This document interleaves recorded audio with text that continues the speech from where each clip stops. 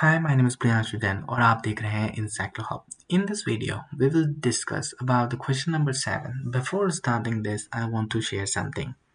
If you have any query related to any study material or anything, so you can contact us on our WhatsApp number, or you are looking for the PDF or handwritten assignments, solved assignments, so you can contact us anytime.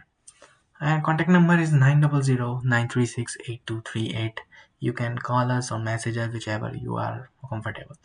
Right now, question number 7 is using file handling concept in the C programming. Write the C program of for the following: to create and store student information of 10 NCS student in a DAT file, and to edit the file created in AN data to more students, to delete specific line one student record from a line.